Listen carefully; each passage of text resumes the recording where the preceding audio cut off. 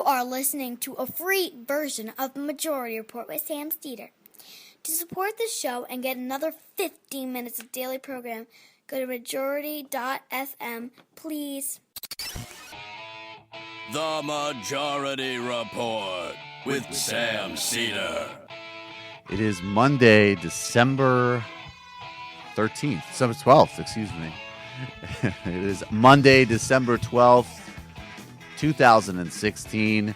My name is Michael Brooks on a Michael Monday on the four-time award-winning Majority Report. We are broadcasting live steps from the industrially ravaged Gowanus Canal in the heartland of America, downtown Brooklyn, USA. On today's program, Professor Shelly Rigger of Davidson College on Taiwan, China, the global significance of Taiwan, China's posture towards Taiwan, and America's delicate balance that might just be getting disrupted and destroyed by the Orange Menace. Also, the head of Exxon is headed to run the State Department. Apparently, we're cutting out even the semblance of a foreign policy independent of Exxon. Exxon, a company so ruthless in its global hunt for energy that it even undermined programs that the Bush administration put in place to benefit local populations. We'll talk about that.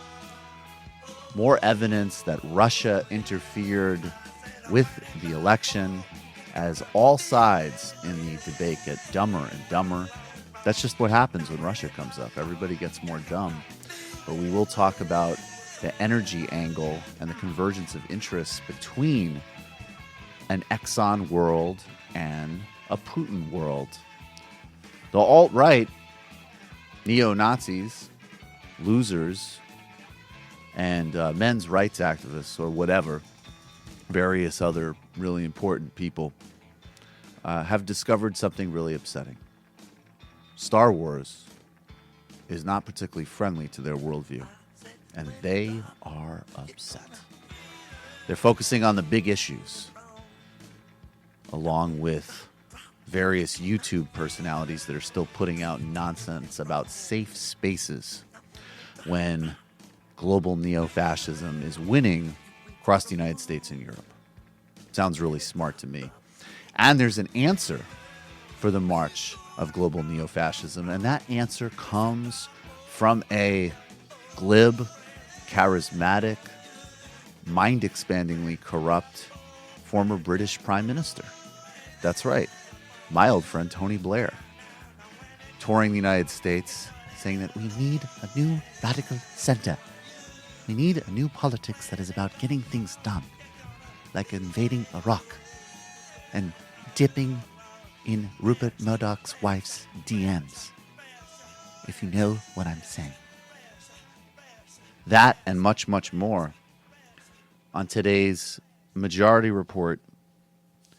Let's start. Do some sound. You guys ready to do some sound? Up top. Okay, so this is an interesting sort of question here.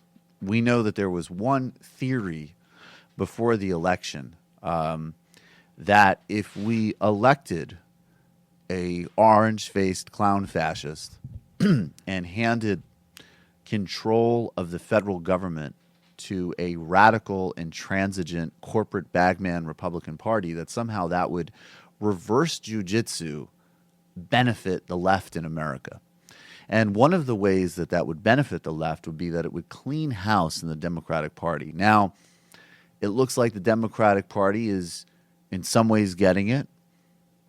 Keith Ellison's a good pick for DNC chair, and Chuck Schumer has opportunistically come right out to say that Bernie Sanders nailed it.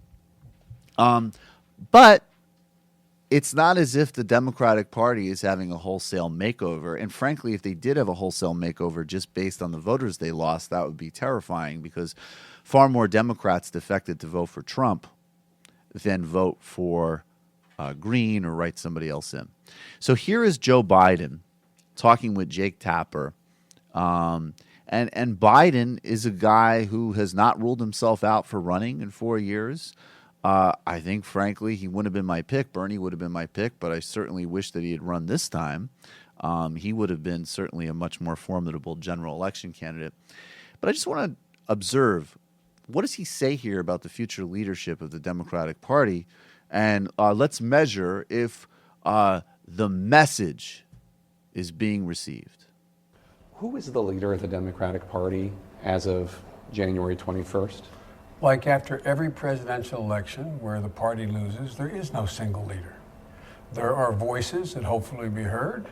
Hopefully, I'll be able to have a voice in the direction of the party. The President of the United States will. Obviously, Chuck Schumer will. Obviously, Nancy Pelosi will. There's going to be governors that are going to emerge. And so it's a contest of ideas as to which direction to take the party. After every single loss, when the political party that loses, they go and they do a retrospective, what happened? Where did we make a mistake? What did we do wrong? That debate is going to ensue, and hopefully the party will grow from it. Chuck Schumer, liberal from New York City, Brooklyn. Nancy Pelosi, liberal, millionaire from San Francisco. Is there a voice that will represent Scranton in there?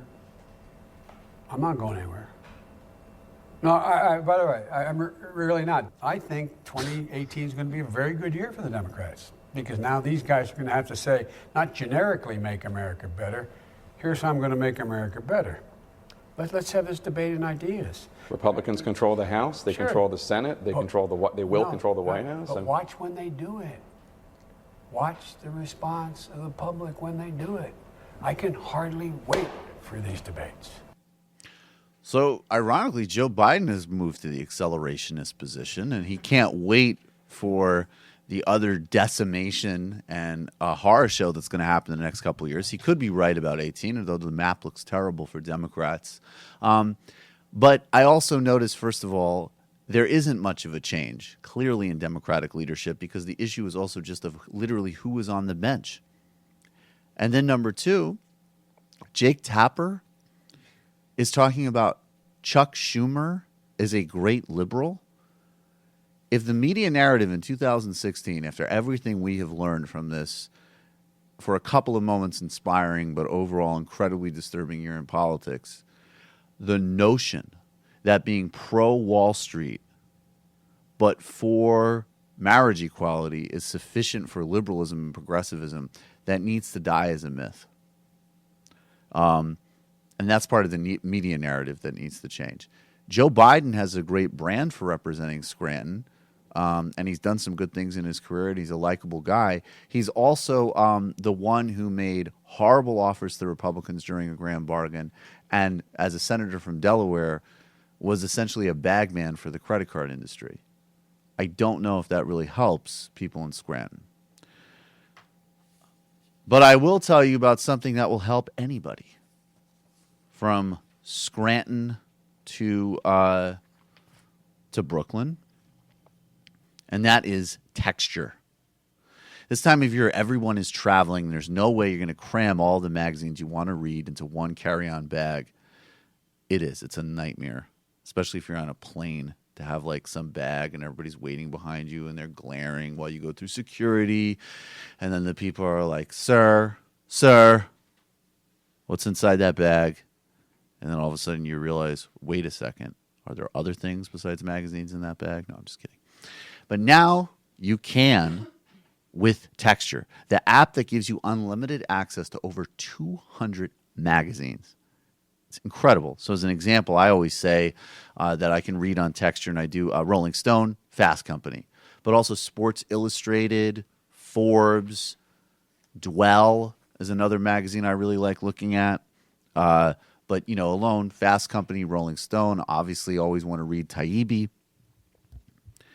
It's an incredible resource.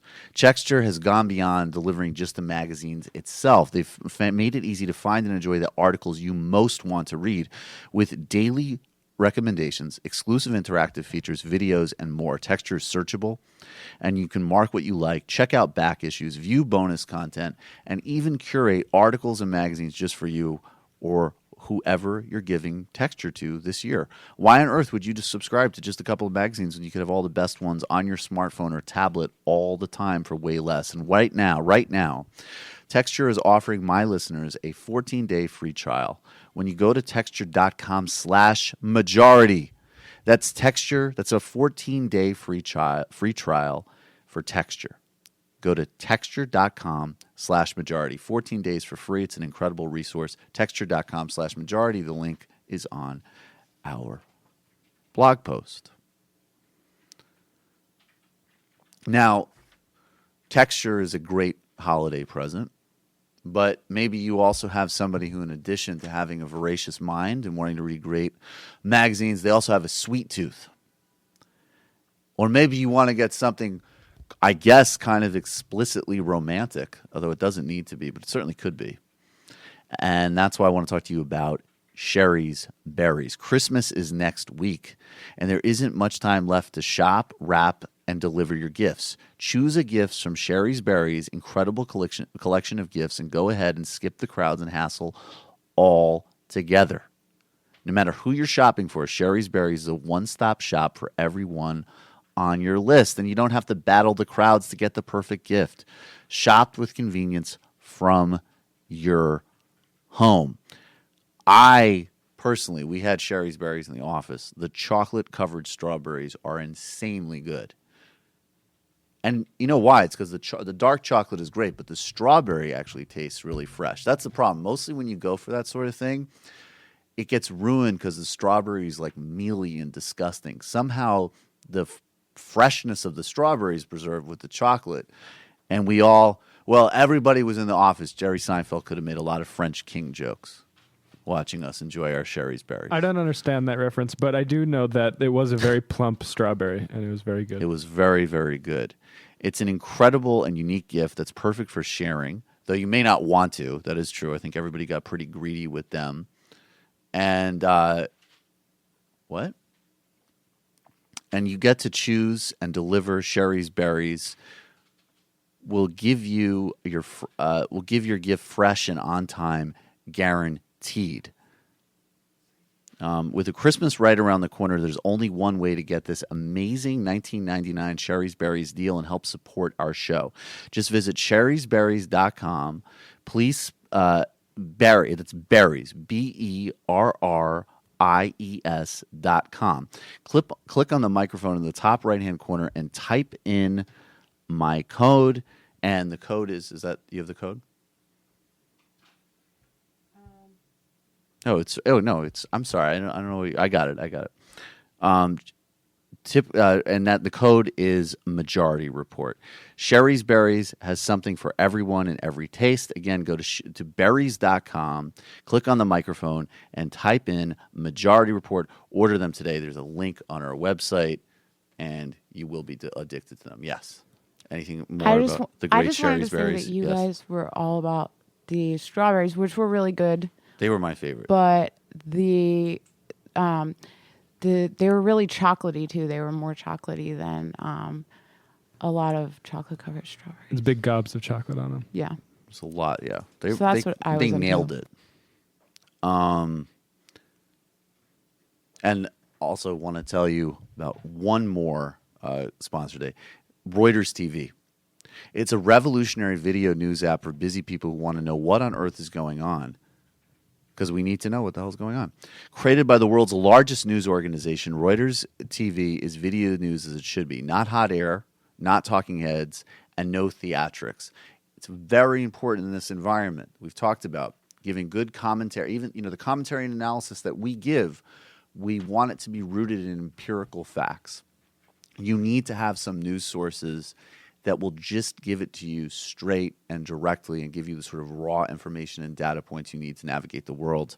It's very important. Other features include a custom news broadcast between 5 and 30 minutes, updated throughout the day, scheduled downloads of broadcasts to watch online, live feed of major news events such as presidential debates or press conferences, available on your favorite devices, iOS, Android, Roku, and Apple TV. It's personalized and always up to date. Ready when you are. It's basically the opposite of cable news. Go see for yourself. See for yourself. Go to Reuters.tv/majority. That's Reuters, REUTERS.com TV/majority. Link on our website. Two other really quick things. People have been telling me to do for a long time that I need my own website, and now I have it. It is michaeljamalbrooks.com. There's a link to it on our website. I want to thank Rich Hart, who made it for me, and I appreciate it immensely. That's available. And there's a link to it on the website. And Fresh 2 Dope Boys dropping tomorrow. We'll talk more about that later because we're up against the gun. We'll be right back with Shelly Rigger, Taiwan, China, and Global Crisis on the Majority Report. Can't jump up to this non-stop turn and twist. Out of his mercy. What's the gentleman going? Here, bunch of man. Me all walk like a champion, talk like a champion. What a piece of money, girl, tell me where you get it from. Knock on your entrance, ram pa pa pam pam. Can't let me in, me have the thing where you are weapon. Walk like a champion, talk like a champion. What a piece of money, girl, how will you get it from? Knock on your entrance, ram pa pa pam pam. Can't let me in, why? But you would be more than dead to take your hand and lead you to the promised land. Me 20-foot diamond, all you got to do is be true, so let's go respond. Satisfying your emotion, hotter for the press, instantly she bust. She no old and tough, and she no got time no rust. Things smooth and precious like she never get a cut. One son to expand up, got to all and pull up. Giddy up, me have to get you is a mouse. Think I walk like a champion, talk like a champion. What a piece of body, can tell me where you get it from. Now find your entrance, ram pa pa pam pam. Can't let me in, me everything. But no man at all, you no look for them way. You look good enough to guess no matter what I can say. Put on your clothes, it's like a display. Man, I swear, and I steer about night and day. Would you be my honey and the woman lay? We got her just smile on her face and say, she want a man for do the work, not one for play. I'm a rattan man, she says she want one for stay. And would you wanna walk like a champion, talk like a champion. What a piece of body, girl, tell me where you get it from. Knock on your entrance, ram pa pa pam pam. Can't let me in, me got the thing where you are weird man. Walk like a champion, talk like a champion. What a piece of body, girl, how will you get it from? Knock on your entrance, ram pa pa pam pam. Can't let me in, why? I sing, oh man, I want to settle down, really start a plan to all you look and come to one conclusion. Wow, you supposed to know the work, supposed to full of action. Music are playing and waste and respect. Don't stop sticking just like a time bomb. Are you every man was slam? But you want another walk like a champion, talk like a champion. What a piece of body, girl, tell me where you get it from. Knock on your entrance, ram pa pa pam pam. Can't let me in, me got the thing where you are weird man. Walk like a champion, talk like a champion. What a piece of body, girl, how will you get it from? Knock on your entrance, ram pa pa pam pam. Can't let me in, cry. And but you will be more than time to take your hand and lead you to the promised land. Be 20-foot diamond. Welcome back. Welcome back to the Majority Report. I'm Michael Brooks. Joining us now is Professor Shelly Rigger. She's a professor of political science at Davidson College. Professor, thank you for joining us. It's my pleasure. So you are an expert in a very complicated, very interesting, and always relevant, but maybe surprisingly in the center of the news cycle, at least last week. Now there's a couple of other kind of fires that have been set off.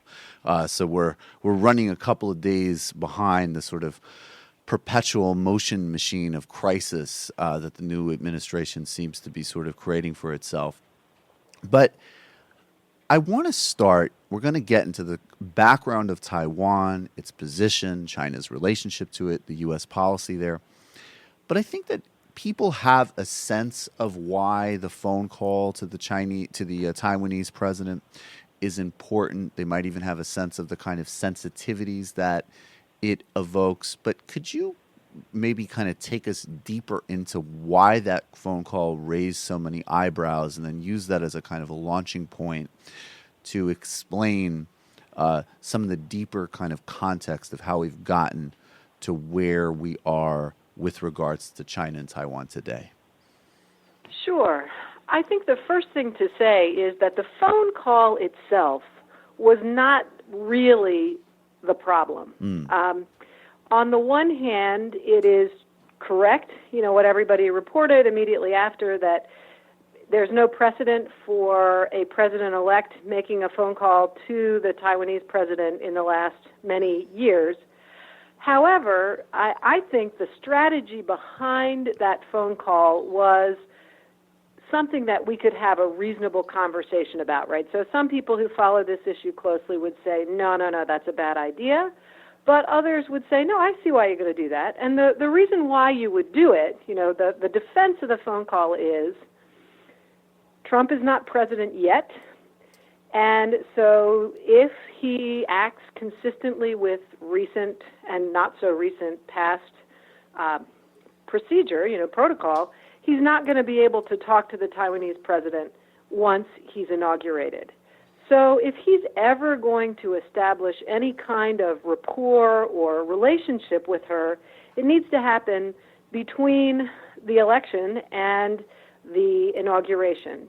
Now, it could have happened before the election. Secretary Clinton apparently did talk to the Taiwanese president, back months and months ago when no one was really paying much attention. But I think you could make the argument that better late than never, that this is an important relationship for the U.S., and that the fact that we have disallowed high-level conversations for the past several decades has made it hard to avoid miscommunication and misunderstanding between the U.S. and this important friend. And so, okay, you can definitely make the case that Trump should have some kind of interaction with the Taiwanese leader before it becomes really inflammatory for him to do so. So to me, that's not really the problem. I understand that some people thought it was a problem, but for me, I could understand why advisors to Trump who really understand what's going on would say you should do it. The problem comes in when they release a press release immediately after the conversation, and people criticize Trump a little bit. It seemed like, I think, to a lot of the media, this is another example of what he's been doing in a sense of talking to national leaders, international leaders, unprepared. I'm thinking of the Pakistani prime minister phone call that got a lot of attention. So they criticized it, and they dropped the Taiwan conversation into the same bucket with some of those others, and they criticized him. And he responded with a series of tweets that took something that might have been strategic and sensible and turned it into a self-inflicted injury. Unfortunately, the injured party is mostly Taiwan, not Donald Trump. And then just to put the period on the end of that sentence, I think he doubled down on this mistake in his Fox News interview this weekend. Right. So there's a lot there that's kind of fascinating, and I think will stick out for people. You've said as an example that we're friends with Taiwan. It's an important relationship, but the contact needs to be made before the inauguration, as an example. Before we get back into the kind of specifics of this wound and how, in fact, it might actually end up hurting Taiwan the most, which is interesting and troubling, can you explain how we got to the point where we can simultaneously have, and I believe the definition is that we have something to the effect of we have a friendly relationship with the people of Taiwan. There's some type of diplomatic language around that. In the late 70s, though, we stopped recognizing Taipei as the sort of official capital of China, and we recognized Beijing and the People's Republic of China. Can you explain to us a bit of that history in the sense of how did Taiwan come to be what it is, the origins of that conflict, and then what posture the United States has developed in relationship to that? Sure, and it is a complicated story, but I think it's one that makes a certain kind of sense. It's probably unique in world history, but here goes. So the Chinese Civil War ended in 1949 with the Communist Party winning victory and establishing the People's Republic of China in the Chinese mainland. but the remnants of the old government, which was Chiang Kai-shek's nationalist government with the title of the Republic of China, so People's Republic versus Republic, they wound up on Taiwan. And the People's Republic could not finish the job of wiping out the nationalists, of wiping out the Republic of China. So to this day, the Republic of China exists on Taiwan. It's the same, it's the same constitution, the same government that was used to have all of China back before 1949. And so for a long time, the U.S. said, well, the real China is the one that we recognize, the one in Taiwan, and the communist China is, we're not going to deal with them because they're communist. Then during the 1970s, we made this gradual transition from recognizing the Republic of China on Taiwan to recognizing the People's Republic of China in the mainland. And a condition for that the PRC government required was that the U.S. needed to say the Republic of China is not a state. So we will only have unofficial relations with the people of Taiwan. And I think that was an acceptable compromise. A lot of people in the U.S. didn't like it. A lot of people in Taiwan really didn't like it. But it was what we needed in order to have a relationship with what has obviously in the intervening decades turned out to be one of the most important countries economically, politically, militarily in the world. So the U.S. acknowledged, they said, all right, we're going to break relations with Taiwan. We're not going to call Taiwan a state, but we're going to continue to have all kinds of unofficial relations with Taiwan, and that is even going to extend to selling arms to the Taiwan military. So it is a very, very robust relationship that the U.S. has with Taiwan, but it takes this very unusual form, which is unofficial ties. Friends with benefits. I think that I think that's. I mean, and I'm glad you mentioned that because I wanted to be really clear that this isn't just sort of a diplomatic nicety in the kind of midst of this sort of interesting balancing act. We're still invested significantly in Taiwan, including on the level of selling them arms, in fact, which I'm glad you pointed out. So then that kind of brings up another sort of interesting parallel track, which I would really like you to comment on, and correct me if I'm wrong. The other thing about the sort of Taiwan piece, one is Taiwan and how it's evolved as a state, and then the other is the domestic politics. For many years, and I would say obviously not just during the 70s when Nixon went to China, and I guess in quote unquote mainstream Republican foreign policy thinking kind of went along with the pivot, and there's the reality of mainland China as an incredibly important global player because of its history, size, and everything else. But Taiwan was also for many years, going back to the 40s obviously, but I think even through the 90s arguably, and maybe even through today, because we see with Bob Dole's lobbying contract for the Taiwanese government, it was also a signifier in American politics of staunch anti-communism. And Madame Shanghai Shek, who was as you said, the general who Mao defeated and fled Taiwan, she ended up, I believe, living in the United States. I think she died and she was on the Upper East Side of Manhattan. I think she died like not terribly long ago. So right. There is that aspect, and this was a kind of funny irony of how this story showed up, where it almost also seemed like, okay, it's Trump kind of freelancing and then getting provoked by China, which we'll talk about later because China kind of offered him an out, but it ended up offending him. But it also seemed to be another callback to this other sort of tribal American conservative principle about Taiwan. I'll get to the question about Taiwan in a second. I'm wondering if you could comment on that first.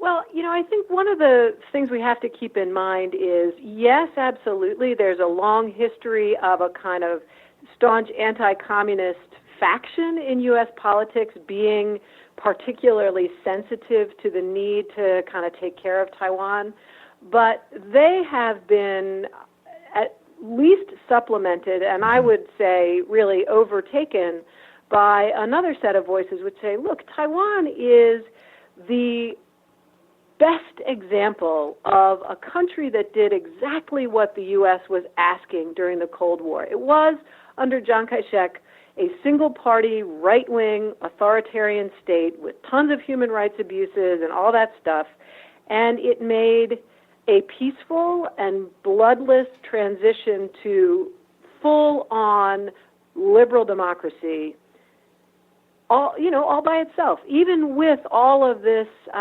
overhang of tension with the People's Republic of China and so on.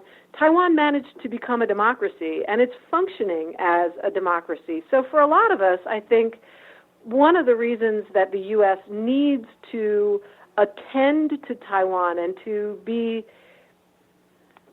recognize the value of Taiwan is that it is an example, one of a shrinking number of examples in the world today, of the possibility of a country bringing its people peace, freedom, prosperity, democracy in a very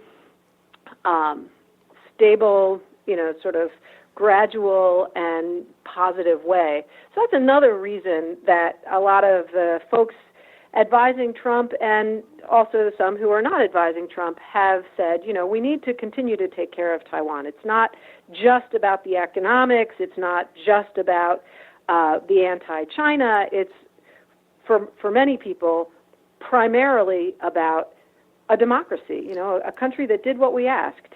And we can't just pull the rug out from under them now. Can we actually go into that with a bit more detail? I mean, I do want, and I mean, I guess obviously the political leanings of this show are clear, but that's actually really fascinating because not only, and I do want you to elaborate on that, not only has Taiwan made that transition, and this is another kind of irony of the sort of political symmetry of the Trump call, I would like you to talk a little bit about Taiwan's current president, because not only have they evolved into I think a liberal democracy. It's pretty two-party dominated with a right-wing party that is sort of the reformed remnants of the old regime, and then a kind of center-left party, which the current president represents. In this process, not only has Taiwan turned into a democracy, it's arguably one with some pretty progressive leanings. It's probably one of the most progressive countries in Asia. So maybe you could talk about that and the current president specifically. She's an interesting figure. Sure. Yeah. So Taiwan started to move in this democratic direction. Really, there were people who were advocating, of course, for political change all from the very beginning. Even back before the Civil War, there were people who got in trouble in China for being Democrats. But the movement for democracy really got started in Taiwan in the 70s, and the agenda was always kind of twofold. On the one hand, people in the democratic movement wanted the political institutions, which actually were already in their constitution, right? So the ROC Constitution, the Republic of China Constitution, is a very democratic, it sets up a liberal democracy. So it was suspended for many years because of the Civil War. So they wanted the Constitution to be implemented and democracy to really happen.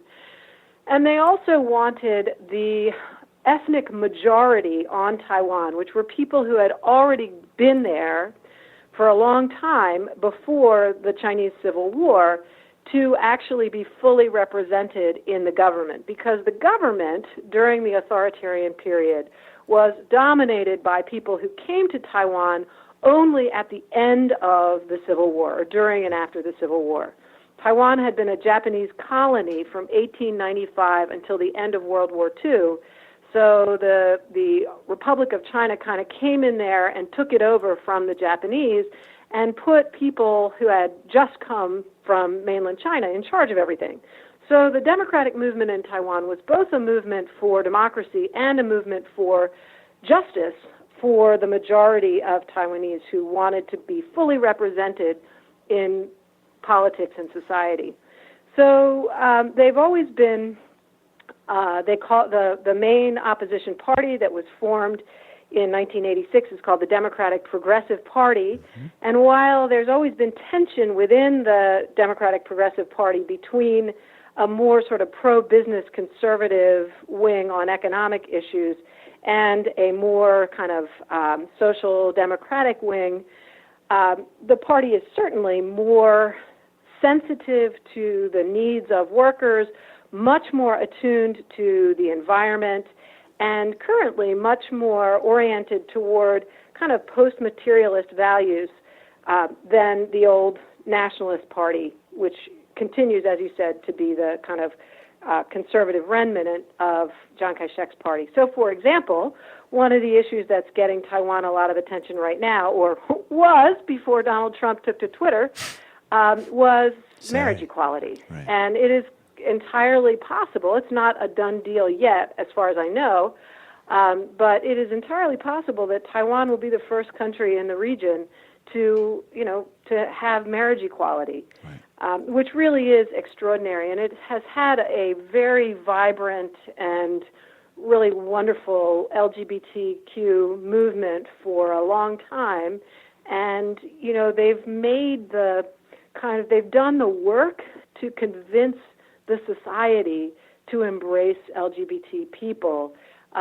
So it's not like, in the U.S. sometimes people say, well, you shouldn't impose these things through court order. We could argue about that on a different day. But in Taiwan, if they get marriage equality, it'll be because it passes in their legislature, because it's, the democratic preference of the Taiwanese people. And that is something I think a lot of Taiwan watchers in the U.S. really don't want the U.S. to trade away to China, for stuff that's of short-term benefit. So let's at a long-term cost. Let's get to the bigger, that sort of global, that broader dimension in a second. But just give us, in the context of what you were just saying, give us a brief summary of Taiwan's president, including, I realize, her name. We've referenced her several times without actually saying who she is. Right. Her name is Tsai Ing-wen, and she is she's a woman in her 60s. She had a career as a lawyer and a trade negotiator. She's had a lot of different government posts over the years. She's very smart, like crazy smart. Like she Trump. has degrees. I'm sorry. No, not like no, not like him. Okay. All right. I think she is smart in a very different way. She's not necessarily. I just have to say, Professor, that was masterful professor work right there. Well, smart in a different way. Okay. Yeah, smart in a good way. How's that? I'll just leave it at that. Yeah. So she's. She has a good brain. Yeah. She was a presidential candidate in 2012, and she didn't win, both because, mainly because she couldn't convince the voters in Taiwan that she had a good plan for dealing with mainland China, because that's a big problem for Taiwan, is to figure out how to live next door to this very large and powerful country that would like to absorb Taiwan. Right. So how do you deal with them? And I don't think in 2012 she had a good answer to that. And she spent the years from 2012 to 2016 trying to figure out how to preserve Taiwan as a free and autonomous democratic state, while at the same time having a good relationship with the People's Republic of China. And she also spent a lot of time trying to mend fences with officials in the U.S. who had also been unconvinced in 2012 by her approach to mainland policy. And she succeeded at both of those things. So when she was elected president in 2016, it was because the electorate really bought what she was offering, which was to try to keep things steady with the mainland, not give any more than she absolutely had to, but also not provoke or, rock the boat. And that was acceptable to her own voters, and it was also, I think, very well received in Washington, as officials of the U.S. government looked at it and said, she's steady as she goes. It's gonna be fine. So that's how I would kind of summarize Taiwan. So you have an impressive leader and really an impressive country. When you talk about China wanting to reabsorb Taiwan, is this in the and then we'll talk about what a non-inflammatory U.S. policy could be, or continuing U.S. policy in a way that maintains this balance without selling Taiwan out. But when you talk about China's posture, is it a certainty that China wants? I mean, I understand in a quote-unquote ideal world for the People's Republic of China, they would like to reabsorb Taiwan. But is their reaction and their posture to this call, is it that they are actually going to are planning and hoping to take a more aggressive approach to Taiwan as part of a kind of broader assertion of China's reemergence, certainly in its own neighborhood? Or are they more concerned that this call and that sort of disruption of diplomatic nicety, what that does for the U.S.-China relationship, looking at it from China's viewpoint, what is their angle here? Yeah. So first of all, the thing that they need most acutely is for Taiwan not to move away from a relationship with China. So they know that actually negotiating or imposing some kind of what they call reunification, although I think it's important to point out that Taiwan has never been part of the People's Republic of China. It was founded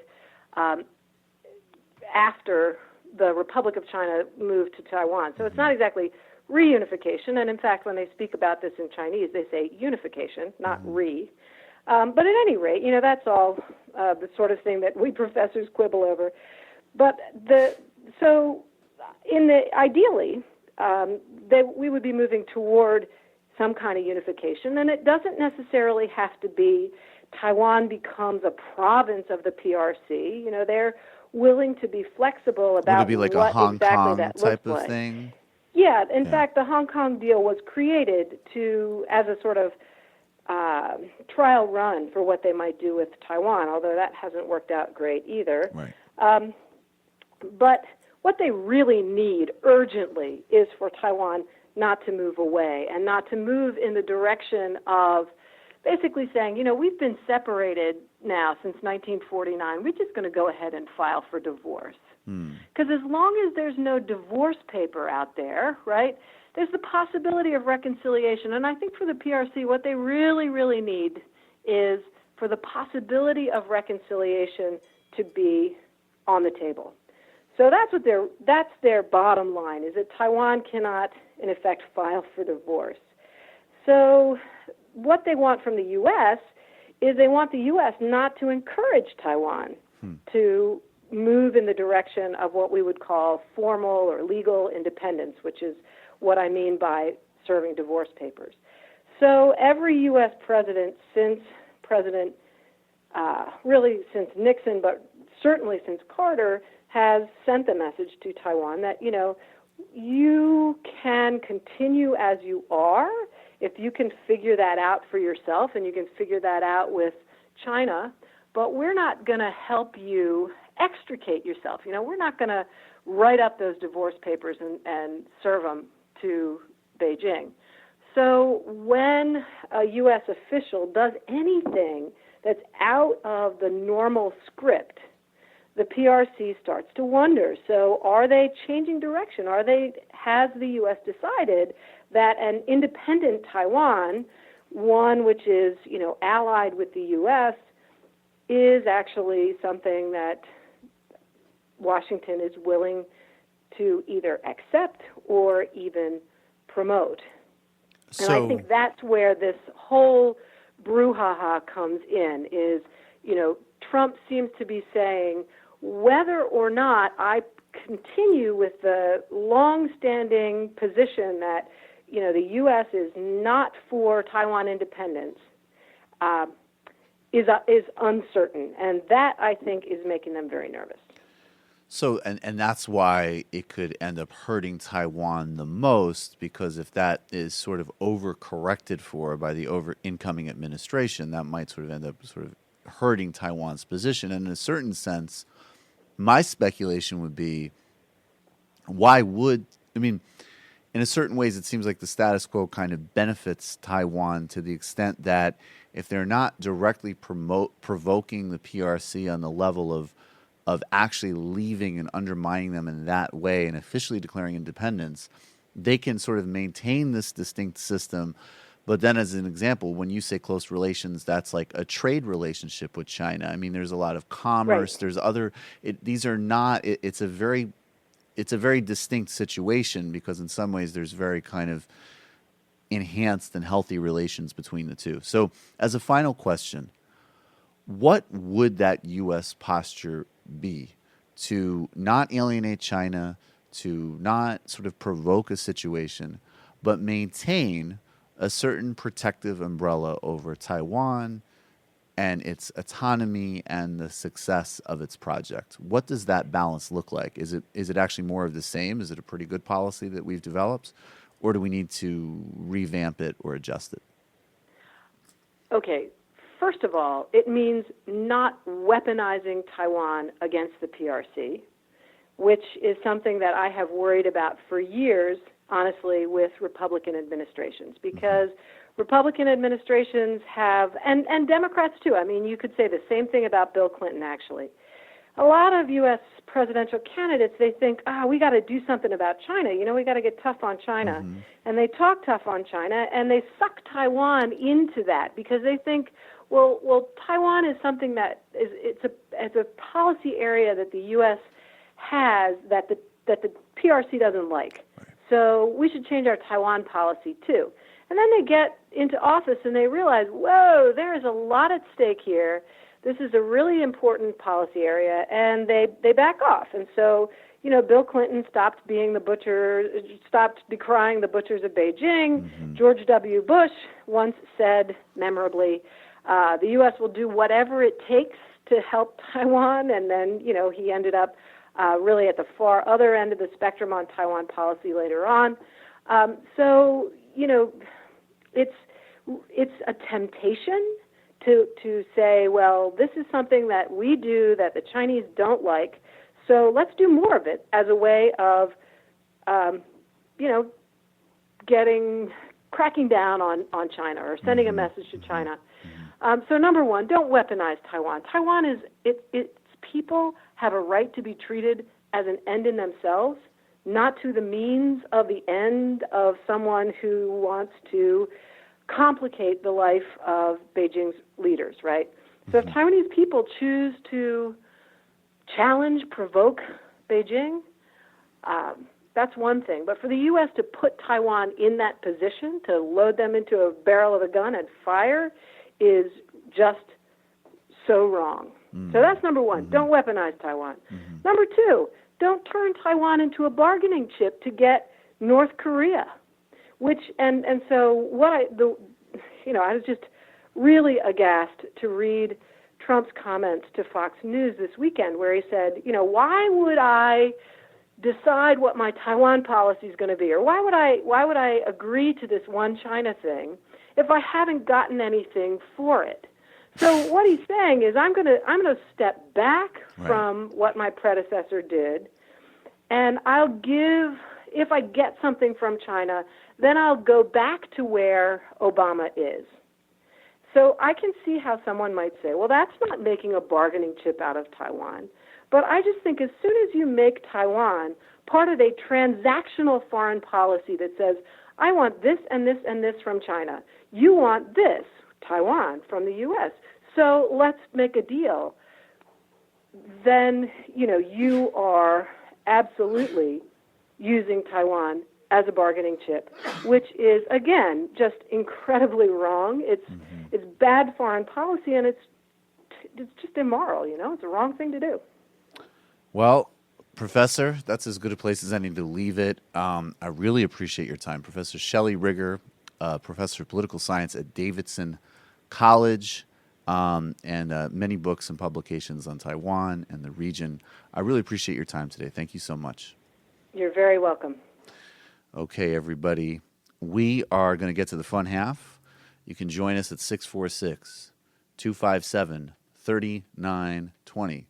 646-257-3920. Hopefully you're not the first caller that we always miss for whatever reason. The IMs are open.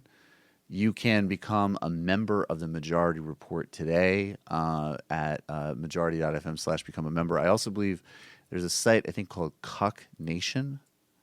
Is it cucknation.org, where you can buy Yep. a gift of the Majority Report for someone else. Subscribe to our Majority Report YouTube channel. If you're not on, or if you're new to Twitter, follow us at majority.fm on Twitter and follow each of us individually. Like us on Facebook. Constant new content getting updated regularly. Write us a review on iTunes. That helps get more eyeballs in front of the show. JustCoffee.coop, fair trade tea, coffee, or chocolate. On Two Dope Boys in a Podcast, we're at 131 reviews. So thank you if you're also a listener to that show and you're making those reviews happen. Let's get to 150 by Christmas. So so we need 19 people to get on it. So if you're one of those people who haven't written a review yet, yeah, get on it. Thank you. I like that, Matt. MichaelJamalBrooks.com if you want to check it out. I finally have a website up. A lot to get to in the fun half. We will see you on the flip side. If you're signing off for now, see you tomorrow.